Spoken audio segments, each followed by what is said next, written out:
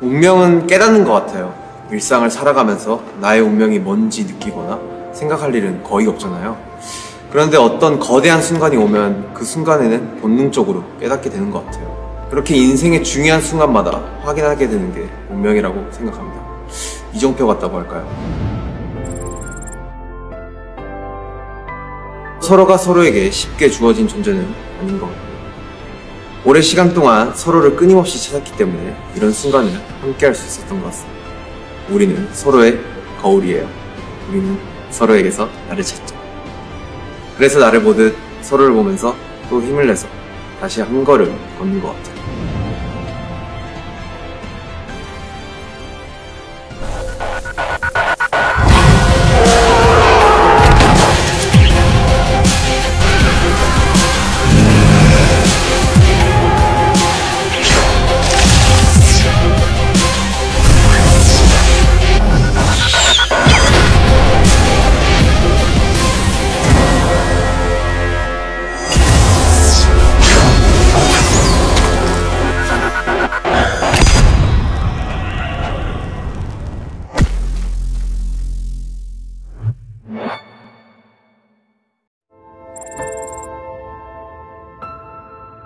숨바꼭질을 하는 것처럼 쉽게 자기의 모습을 보여주지 않는 게 운명이라고 생각을 하는 것 같아요.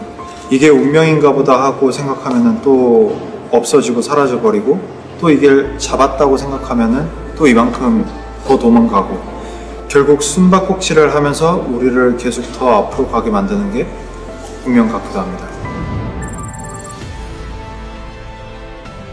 이 길에 막 들어섰을 때는 조급한 마음도 있었던 것 같아요. 그럴 순간마다 SOS를 치듯 부를 수 있는 존재가 제 옆에 있는 멤버들이었고, 그 신호를 알아봐주는 사람들이 우리 서로인 것 같고, 그래서 저희가 여기까지 길을 잃지 않고 올 수 있었던 것 같습니다.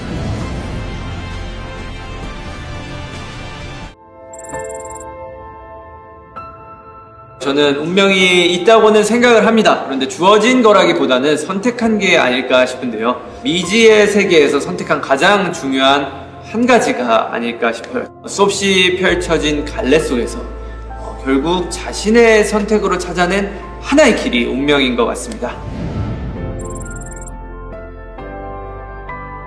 우리 7명에게는 각자의 인생이 있고 각자의 인생에서 소중한 것들이 있죠. 어떤 부분은 비슷하겠지만 다른 부분도 분명히 있을 거라고 생각합니다. 그럼에도 가장 중요한 결정을 할 때는 항상 같은 선택을 해왔고, 같은 선택을 했다는 건 결국 같은 곳을 바라보고 있었다는 거니까, 어떻게 보면 이 넓고 넓은 세상에서 저희는 가장 비슷한 사람들이 서로인 것 같아요.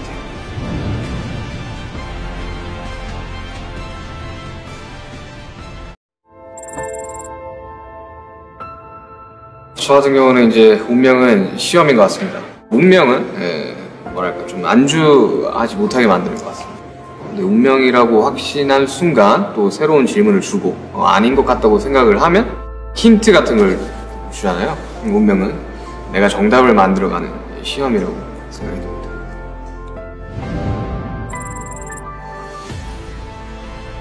지난 시간이 길다면 길고 짧다면 짧은데 하이라이트만 모아놓으면 항상 그렇듯이 다 너무 쉽게 이뤄낸 것 같고 그렇잖아요.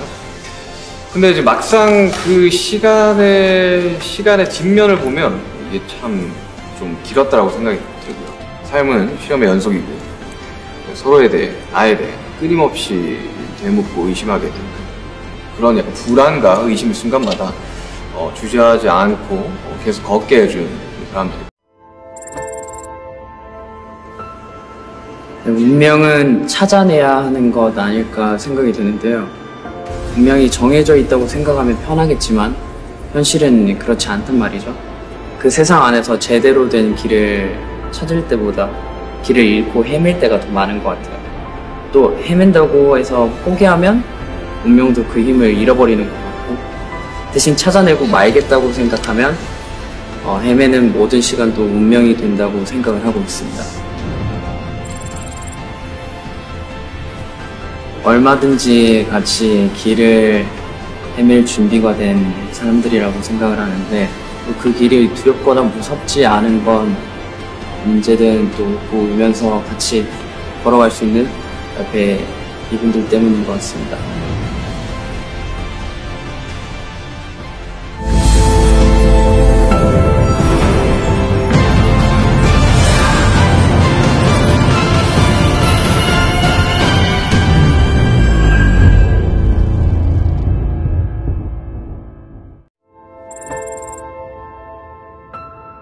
운명은 유일하게 바꿀 수 없는 단 한 가지라고 생각합니다.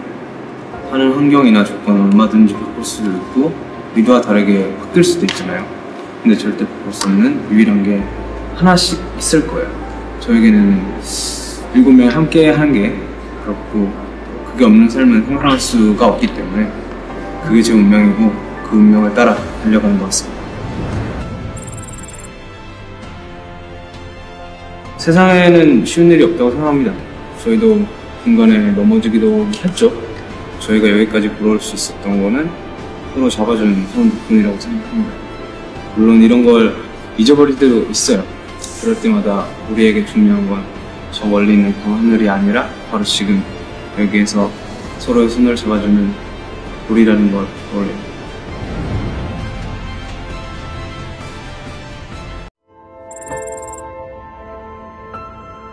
운명을 한번 길이라고 생각을 해볼게요. 길을 걸어갈 때 저 높은 하늘만 보거나 빠르게 달리기만 하면 그 길에서 벗어나게 되지 않습니까? 바로 앞에 놓여진 길의 돌멩이나 누군가의 발자국을 보면서 걸어갈 때 그 길을 좀 잘 가게 되는 것 같아요. 그런 의미에서 우리의 가장 지금 가까이 있는 것, 스스로 찾아야만 또 보이는 것, 그게 바로 운명이라고 생각합니다. 지금까지 시간을 돌아보면 참 웃었던 일도 되게 많았고 힘든 순간도 많았습니다. 우리는 힘든 순간에도 농담으로든 아니면 뭐 진담으로든 간에 어떻게든 웃을 거리를 만들어서 끊임없이 좀 웃었어요. 웃고 나면 또 이제 일어나서 걸어갈 힘이 신기하게 생기는데 뭐 우리는 서로에게 함께라면 무슨 일이 와도 그래도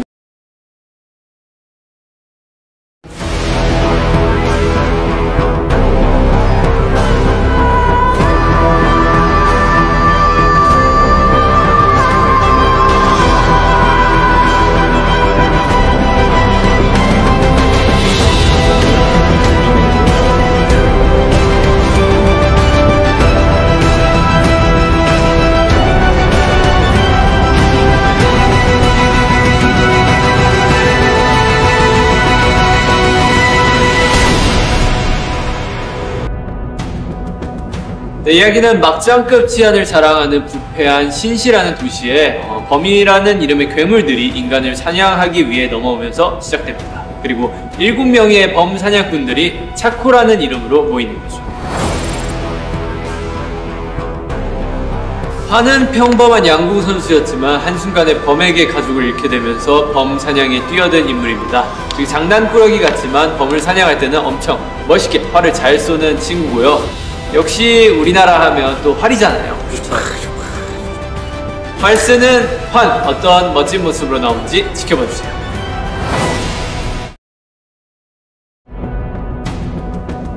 네, 이들이 신시 도심을 질주하며 펼치는 엄청난 활극, 손에 땀을 쥐게 하는 인간과 범의 전투신 같은 스펙타클한 장면들 역시 기대하셔도 좋을 것 같습니다. 대안은 인간과 범 사이에서 태어난 반인 반범입니다. 그 사실을 범에게 습격을 당한 뒤에 알게 되어서 본인도 굉장히 큰 충격을 받게 되는 인물인데 게다가 또 범에게 큰 상금이 걸려 있어가지고 모두가 범을 잡으려고 합니다. 자신의 범의 능력을 사용해서 범을 사냥하지만 그 동시에 범인 걸 들켜서는 안 되는 아주 곤란한 상황에 처해 있는 인물입니다. 혼돈으로 가득한 황폐한 세계를 어떻게 구해낼 수 있을까요? 주인공들이 매 순간 어떤 선택을 할지, 또 그 선택이 어떤 사건으로 이어질지 계속 지켜봐주세요. 네, 호수는요, 범에게 납치를 당했던 인물입니다. 범의 소굴에서 살아남기 위해 끔찍한 일을 저지를 수밖에 없었는데요. 대체 무슨 일을 저질렀는지, 어떻게 지금과 같은 황금빛 눈을 갖게 되었는지는 앞으로 나올 이야기를 통해 알 수 있을 것 같습니다. 퓨.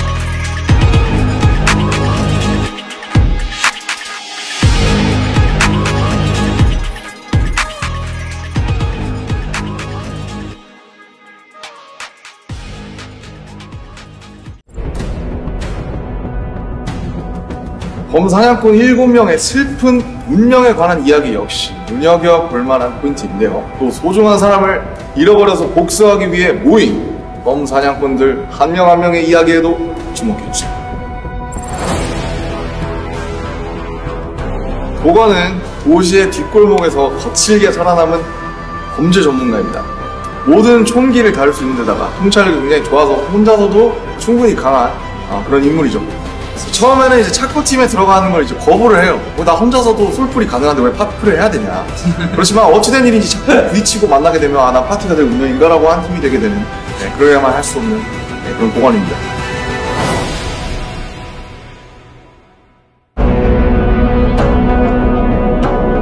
자신의 비극적 운명에 대한 진실을 알아내기 위해서 또 소중한 사람을 잃어버려서 복수하기 위해 모인 범사냥꾼들 한 명 한 명의 이야기에도 주목해주세요.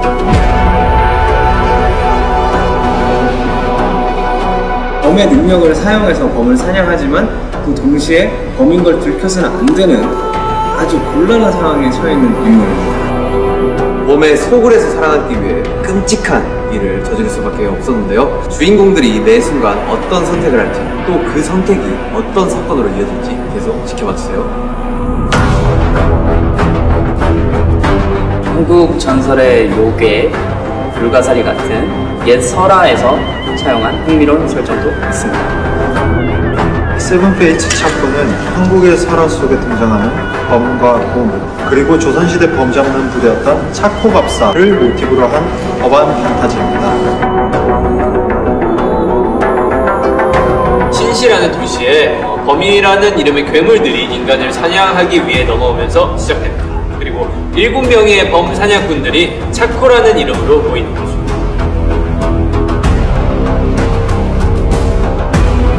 차코는 부패하고 혼란한 근미래 도시를 배경으로 다양한 범의 활약을 드러냅니다.